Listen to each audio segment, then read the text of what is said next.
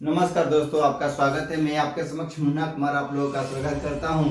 तो आज का वीडियो सबसे इम्पोर्टेंट होने वाला है। क्यों इम्पोर्टेंट होने वाला है? क्योंकि हम लोग बारीकी से पढ़ा रहे हैं। बारीकी का मतलब है क्रम रूप से हम पढ़ते आ रहे हैं। तो इस वीडियो में पढ़ेंगे हम मौर्योत्तर काल, यानी मौर्य के जब पतन हो गए उसके बाद कुछ विदेशी आते हैं भारत पर, आक्रमण करते हैं और जिनसे एग्जाम में क्वेश्चन पूछ लिए जाते हैं।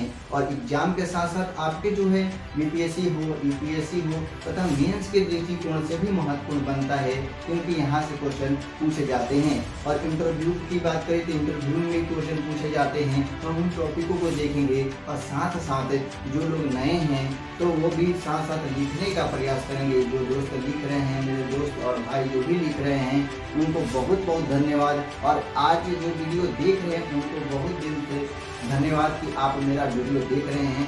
साथ में समझने का प्रयास कीजिएगा मेरे दोस्त। मैं समझाने के बारीकी से प्रयास करता हूं तो आपको पूरा समझ में आ जाए। इसके साथ आपको एमसीक्यू भी मिलेगा। आप एमसीक्यू मान लीजिएगा, क्योंकि आपके मार्क पढ़ने के बाद अगर आप एमसीक्यू को लगा लेते हैं तो आपके अंदर एक समझ बनेगी। समझ के साथ साथ ऐसा बात करेंगे, जब समझ पैदा होती है तब तो पढ़ने की इच्छा जागती है। तो इच्छा आपके अंदर जागेगी कब? जब आप इस पढ़कर और एमसीक्यू को लगाएंगे तब। क्योंकि पढ़ने के बाद आप एमसीक्यू लगाते नहीं हैं। मैंने कई बार देखा है कि कितने मेरे दोस्त एवं कितने मेरे भाई लोग हैं जो पढ़ते तो हैं लेकिन एमसीक्यू नहीं लगाते हैं। परीक्षा के दृष्टिकोण से एमसीक्यू सबसे इम्पोर्टेंट है। और कैसा एमसीक्यू? जो प्रीवियस क्वेश्चन में पूछे गए हैं या कहीं ना कहीं कोई भी एग्जाम में क्वेश्चन पूछे गए हैं, वैसे एमसीक्यू को करें। मैं पक्का वादा करता हूँ मेरे दोस्त कि आपका जो है सिलेक्शन पूरा होगा। आइए हम समझते हैं मौर्योत्तर काल के बाद कैसा हुआ साम्राज्य। आप बात करते हैं मौर्य साम्राज्य के पतन के बाद, यानी मौर्य साम्राज्य जो पतन हो जाता है उसके बाद छोटे छोटे राज्य वंश का उदय होता है। जैसे ही बड़े साम्राज्य मौर्य वंश का पतन होता है तो वहाँ के जो सैनिक के अधिकारी थे अपना अपना छोटा छोटा ही राज्य बसा लेते हैं। तो छोटे छोटे राज्यों का क्या होता है? उदय होता है। और इसी का लाभ उठाकर विदेशी वंश, इसी का लाभ उठाकर जो विदेशी वंश होते थे।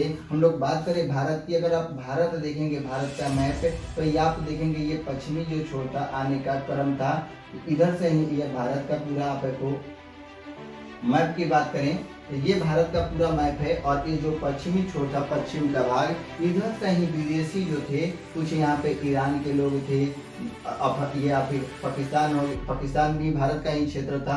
यहाँ पर जो था ये, यहाँ पर हम बात करें अफगानिस्तान, ये हम बात करें ये ईरान का क्षेत्र था। ठीक है, ईरान के क्षेत्र से कुछ हिंद यूनान के क्षेत्र से भारत पर आते हैं और उनके एग्जाम में क्रम पूछ लिए जाते हैं। तो आइए हम जानते हैं भारत में आने वाले विदेशी के क्रम। आखिर भारत में जब मौर्य वंश पतन हुआ तो विदेशी कैसे आए थे, कौन कौन आए थे? तो सबसे पहले आए हिंद यूनान, उसके बाद आए शक, उसके बाद आए पल्लव, उसके बाद आते हैं कुषाण। तो इसके क्रम भी एग्जाम में पूछ लिए जाते हैं। तो क्रम को लिख लेंगे और साथ में समझने का प्रयास करेंगे। और मैं जिस टॉपिक को समझाने का प्रयास कर रहा हूँ दोस्तों, आपको पूरा समझ में आएगा, ऐसी बातें नहीं है। तो क्रम को याद करेंगे कि सबसे पहले आने वाले जो थे मौर्य वंश के पतन के बाद जब छोटे छोटे राज्यों का उदय होता है, छोटे छोटे राजवंशों का उदय होता है, तो विदेशी जो है वह क्या सोचते हैं कि भाई अब यहाँ पर कोई राजा नहीं बचा, कोई शासक नहीं बचा, तो चलिए हम जाकर वहाँ पर अपना शासन जमाते हैं। तो उन्होंने विदेशी क्या करते, सबसे पहले आक्रमण आते हैं। तो हिंद यूनानी आते हैं, शक आते हैं, पल्लव आते हैं और कुषाण आते हैं। ठीक है, तो सबसे पहले हम हिंद यूनानी के बारे में बात करेंगे कि हिंद यूनानियों ने आया तो यहाँ पर कैसा प्रभाव छोड़ा, क्या किया और उनसे कैसे एग्जाम में क्वेश्चन पूछे जाते हैं, उन टॉपिक को हम समझने का प्रयास करते हैं। अगर आप पहले का वीडियो नहीं देखें दोस्तों, ये तो समझ में आएगा ही आएगा। अगर आप पहले का वीडियो देखते हैं तो आपको पूरा बारीकी से समझ में आएगा। हम बात करते हैं हिंद यूनान की। हिंद यूनान को ग्रीक भी कहा जाता है, बैक्टीरियाई भी कहा जाता है। इन बात पर भी ध्यान रखेंगे। हिंद यूनानी को क्या क्या कहा जाता है? तो ग्रीक और बैक्टीरियाई भी कहा जाता है। अब बात करते हैं कि सबसे पहले आक्रमणकारी जो थे बैक्टीरियाई। यहाँ पर बैक्टीरियाई मैंने इसलिए लिख दिया है कि देखिए हिंद यूनान को क्या कहा जाता है? बैक्टीरियाई भी कहा जाता है। तो हिंद यूनान जो बैक्टीरियाई शासक थे जिसका नाम था रेडियस। ठीक है, रेडियस ने क्या किया कि भाई आक्रमण किया। कहाँ भाई? भारत पर। किसके अनुसार? तो ये जो थे हेरोडोटस, ठीक है, हेरोडोटस के अनुसार किताब में पुस्तक लिखी गई। आप जानते हैं कि इतिहास के जो जनक हैं हेरोडोटस है, उनको भी ध्यान में रखते हैं। हेरोडोटस का कहना था कि यह सबसे पहले बैक्टीरियाई जो थे ये किस पे आक्रमण किए थे? भारत पर, ठीक है। और किस कहाँ आक्रमण किए थे? तो अफगानिस्तान, पंजाब और सिंध को जीत लिए थे। ये भी पंजाब बात करें, एक भारत में पंजाब है और एक पाकिस्तान में पंजाब है। तो हम पाकिस्तान की बात कर रहे हैं। उस समय की काल की जब बात करें तो वह समय अफगानिस्तान और आपका जो पाकिस्तान है वह भारत का ही हिस्सा हुआ करता था। तो उन बातों को ध्यान से सुनेंगे, गौर से सुनेंगे कि आपको समझ में आ जाए। तो उस किसको जीत लेते हैं? तो पंजाब को और सिंध को, ठीक है। सिंध जो है पाकिस्तान में है, उनको जीत लेते हैं 190 BC में। कौन जीते हैं? तो ये बैक्टीरियाई जीतते हैं, जिन्हें ग्रीक भी कहा जाता है और हिंद यूनानी भी कहा जाता है। यहाँ तक बातें आपको समझ में आ रही होगी दोस्तों। अगर कोई डाउट है तो आप कमेंट करें। आप कमेंट करते हैं तो मुझे बहुत ही अच्छा लगता है। आप वीडियो देख रहे हैं तो बहुत ही धन्यवाद। आप साथ साथ लिखेंगे तो बहुत बहुत धन्यवाद। अब बात करते हैं कि हिंद यूनानी की जो राजधानी रही वह साकल, ठीक है, अभी जो है वर्तमान में सायलकोट के नाम से जाना जाता है और ये पाकिस्तान में है, ठीक है। हिंद यूनानी के जो प्रमुख शासक हुए उनसे भी एग्जाम में क्वेश्चन पूछ लिए जाते हैं। तो हिंद यूनानी के जो प्रमुख शासक हुए जिनका नाम था मिनांडर। क्या नाम था भाई? मिनांडर, जिन्हें मिलिंद के नाम से भी जाना जाता है।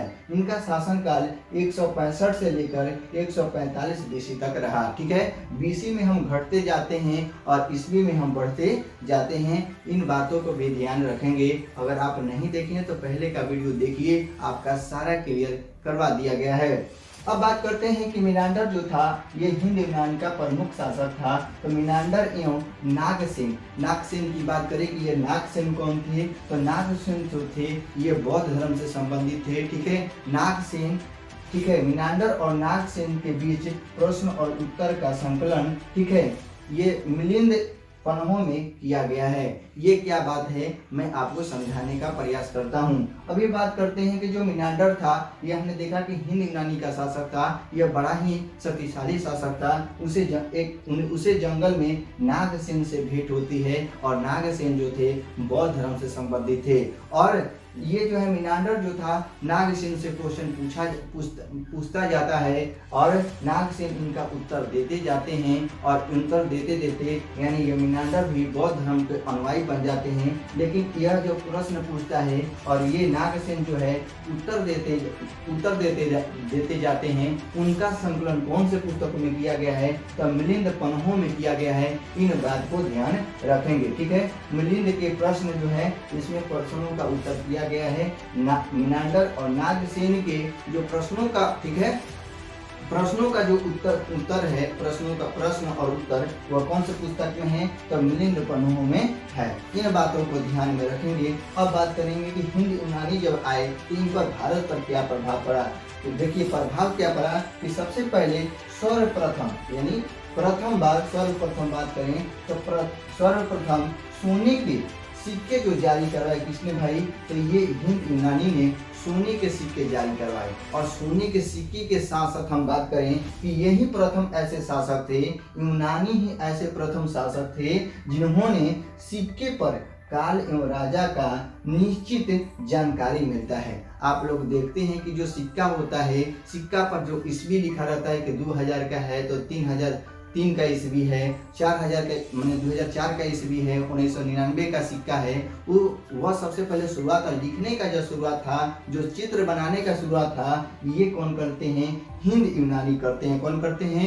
हिंद यूनानी। इन बातों को आप बारीकी से समझने का प्रयास करेंगे कि ये जो थे हिंद यूनानी के ही समय, शासनकाल के ही समय, वह सिक्का जो था इस पर जो थे राजा का चित्र और यहाँ पर आप सन ईस्वी जो देखते हैं, यहाँ पर जो लिखे हुए प्रमाण जो मिलते हैं, जानकारी मिलती है प्रमुख रूप से, तो ये जो मिलते हैं हिंद यूनानी के काल से ही मिलते हैं और देखने को मिलता है। और यहीं से पता चलता है कि इतिहास में कैसी घटना घटी थी और कैसे एग्जाम में पूछे जाते थे। ये एग्जाम में पूछे गए हैं कि यह कैसे पूछे जाएंगे कि सर्वप्रथम सोने के सिक्के किसने जारी करवाए थे?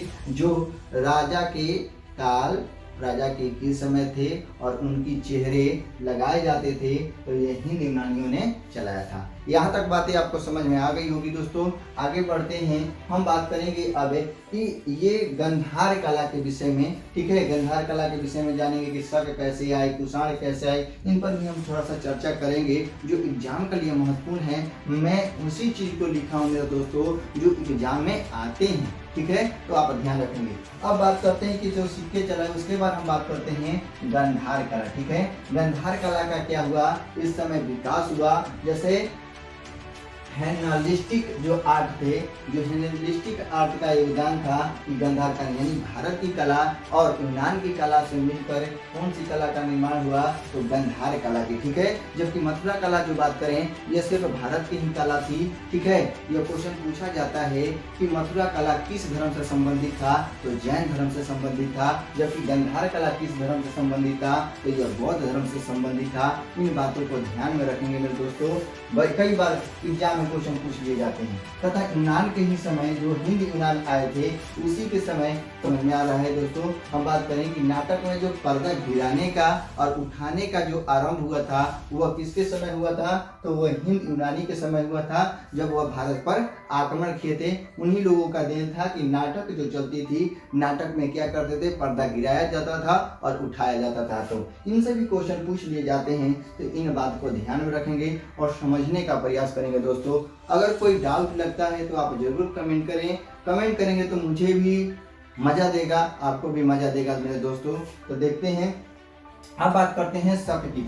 जो हिंद यूनानी के बाद आते हैं शक, और यूनानियों के बाद जो शक मध्य एशिया से भारत आए थे। तो शक भी कहाँ से आए थे, मध्य एशिया से भारत आए थे। मध्य एशिया का मतलब आपको भी मैप में मैं समझाने का प्रयास करूंगा। तो मध्य एशिया में 5 देश आते हैं, उनको भी मैं बताने का प्रयास करूंगा। तो मध्य एशिया से भारत आए थे शक, ठीक है। कौन आए थे, शक कहाँ से आए थे, तो मध्य एशिया से भारत आए थे। शकों की 5 शाखाएं थी। कितनी शाखाएं थी, 5 शाखाएं थी शकों की। और 5 शाखाएं जो थी, जिसमें से प्रसिद्ध जो मैंने सबसे आगे जो शाखाएं थी, फैला जो तो कहने का मतलब ये है कि शक जो आए और 5 शाखाओं में बट गए।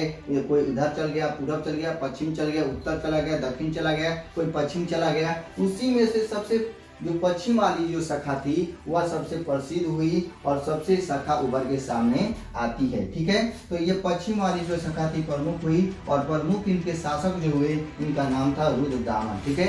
रुद्रदामन का शासन काल जो था 130 से लेके 150 एडी तक इनका शासन काल रहा। इनको भी ध्यान में रखेंगे। जबकि बात करेंगे कि रुद्रदामन ने क्या किया, कि इनसे एग्जाम में क्वेश्चन पूछे जाते हैं। तो रुद्रदामन जो था ये शकों का सरदार था, माने शासक था कहने का मतलब, ठीक है। तो इन्होंने क्या किया कि सुदर्शन झील का जीर्णोद्धार करवाया। क्या करवाया, जीर्णोद्धार का मतलब होता है कि जैसे आप लोग देखते हैं गाँव में कि जो तालाब बनती है, तालाब टूट फूट जाता है, तो फिर से उसे क्या किया जाता है, संरक्षण किया जाता है, बचाव के लिए उन्हें फिर से बनवाया जाता है। तो उसी तरीके से रुद्रदामन ने सुदर्शन जो झील था उनको क्या कराया, जीर्णोद्धार कराया। माने जो जंगल टाइप के लग गए थे, खराब सा हो गया था झील, उसको साफ सुथरा करवाने वाला जो व्यक्ति था यह रुद्रदामन था। इनसे भी क्वेश्चन पूछ लिए जाते हैं। लेकिन हम बात करें कि सुदर्शन झील का निर्माण किसने करवाया था, तो चंद्रगुप्त मौर्य ने करवाया था। इन बात को भी ध्यान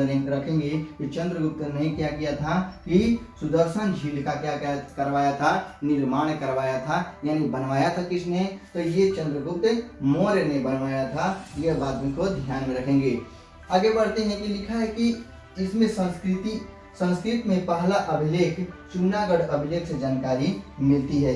कहता है कि यह जो है इसकी जानकारी कहाँ से मिलती है कि यह सुदर्शन झील जो है ये किसने निर्माण करवाया था, क्यों करवाया था, तो इसकी जानकारी जो है यह जूनागढ़ अभिलेख से मिलती है, जो संस्कृत में लिखी गई थी। और यह पहला अभिलेख था जूनागढ़ अभिलेख, जो संस्कृत में लिखी गई थी। वहीं से मौर्य की जानकारी मिलती है कि मौर्य ने क्या क्या करवाया था। उन बातों को भी ध्यान रखेंगे और थोड़ा सा समझने के बाद करेंगे। अब बात करते हैं उज्जैन के एक स्थानीय राजा ने उज्जैन के जो ठीक है उज्जैन के एक स्थानीय राजा ने क्या किया कि 58 BC में शकों को क्या कर दिया, पराजित कर दिया था।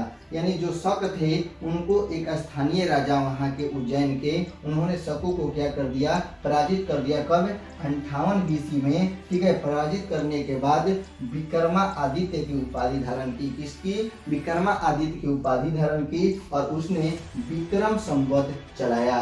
तो क्वेश्चन पूछा जाता है कि विक्रम संवत किसने चलवाया था? तो विक्रमादित्य ने चलवाया था। कब चलवाया था विक्रम संवत? तो 58 BC में चलवाया था। तो इन बातों को ध्यान रखेंगे क्योंकि ये एग्जाम में क्वेश्चन पूछे जाते हैं। तो 58 BC में विक्रम संवत को चलवाया था। किसने भाई? शकों द्वारा यह चलवाया गया था। अब बात करते हैं पल्लव की, ठीक है। पल्लव को पार्चियन के नाम से भी जाना जाता है, तो इनको भी ध्यान रखेंगे। पार्चियन के नाम से जाना जाता है, इनको भी ध्यान रखेंगे। पल्लव को पार्चियन के नाम से जाना जाता है, जबकि इनकी राजधानी जो थी यह तक्षशिला थी और इसके जो प्रमुख शासक थे गोंडोफर्निस थे, ठीक है। कौन थे? गोंडोफर्निस। इनसे इतने ही क्वेश्चन पूछे जाते हैं, इसलिए मैंने शॉर्ट में लिखा है, ठीक है। पल्लव वंश की राजधानी तक्षशिला, प्रमुख शासक जो थे गोंडोफर्निस थे, इनसे इतना क्वेश्चन पूछे जाते हैं। अब बात करते हैं कुषाण की। किसकी बात करते हैं? कुषाण वंश की बात करते हैं। किस कुषाण ने क्या किया और इनसे एग्जाम में कैसे क्वेश्चन पूछे जाते हैं, उन टॉपिक को हम ध्यान में रखते हैं। आइए कुषाण की बात करें तो ये जो थे जाति थी, ये कुषाण जो थे ये चीन से संबंधित थे। और कौन जाति थे? तो यूची और टोखड़ी जाति से संबंधित थे। इन बात को ध्यान रखेंगे, ठीक है। ये भी मध्य एशिया के माध्यम से ही भारत आए थे। कैसे आए थे? तो यह मध्य एशिया के माध्यम से ही भारत आते हैं, ठीक है। तो ये इन बातों को ध्यान रखेंगे, ठीक है। ये भी पांच कुलों में विभाजित थे। ये भी जो थे इनकी भी 5 शाखाएं थी और जिसमें से प्रमुख जो शासक हुए वह थे कुषाण। जो प्रमुख शासक उभर के सामने आते हैं 5 शाखाओं में से, वह आते हैं कुषाण। और कुषाण के जो संस्थापक थे, क्वेश्चन पूछा जाता है कि कुषाण वंश के संस्थापक कौन थे? तो कुजल कंडफिसस ये थे, ठीक है, कुषाण वंश के संस्थापक। अब की बात करें कि भीम कंडफिसस जो थे, ये क्वेश्चन पूछा जाता है, भीम कंडफिसस जो थे कौन से धर्म के संबंधित थे? तो ये 100 मतलब होता है शिव के उपासक थे। किसके उपासक थे? शिव के उपासक थे, जिन्होंने सोने के सिक्के चलवाए। किसके सिक्के चलवाए थे? सोने के सिक्के चलवाए थे। और सबसे प्रमुख जो शासक हुआ वह कनिष्क हुआ। कुषाण वंश का जो था, कुषाण जो आए थे उसका जो प्रमुख शासक हुआ वह कनिष्क हुआ था। तो कनिष्क से भी आपके एग्जाम में क्वेश्चन पूछे जाते हैं, ठीक है। कुषाण वंश का बात करें तो कुषाण की राजधानी जो थी फिरोजपुर, और जिसे पेशावर के नाम से जाना जाता है। और जब इनकी राजधानी बड़ी होने लगी, व्यापार बढ़ने लगा, जब ये मध्य एशिया में घुस जाते हैं, मध्य एशिया से जब भारत आते हैं, और कहने का मतलब है कि ये मध्य भारत में घुस जाते हैं। जब ये मध्य भारत में घुस जाते हैं तो इसकी राजधानी कहाँ जाती है? मथुरा हो जाती है। इनको भी थोड़ा सा ध्यान में रखेंगे। कहाँ जाती है? मथुरा हो जाती है। जबकि 78 AD में, ठीक है, 78 AD में शासक बनने के उपलक्ष्य में, ठीक है, शक संवत चलवाया, ठीक है। जबकि बात करें ये जो थे कनिष्क ये क्या किया कि जब 78 AD में वह अपना अध्यक्ष बनता है, शासक बनता है भारत का। जब शासक बनता है तो उन्होंने उसके उपलक्ष्य में क्या किया कि शक संवत चलवाया, ठीक है। शक संवत चलवाया। किसने चलवाया था? तो कुषाणों ने चलवाया था। या क्वेश्चन पूछेगा कनिष्क देगा तो कनिष्क ने ही चलवाया था। इनको भी ध्यान रखेंगे। और ये जो है आज के डेट में राष्ट्रीय कैलेंडर के रूप में जाना जाता है। जो हम लोग पढ़ते हैं ये शक संवत द्वारा पढ़ा जाता है। आप देखेंगे कैलेंडर को तो शक संवत लिखा गया था। तो किसने चलवाया था? तो कनिष्क ने चलवाया था। इन बातों को भी ध्यान रखेंगे, ठीक है। और बात करें कनिष्क के समय ही भारत का अधिकार रेशम मार्ग पर था, ठीक है।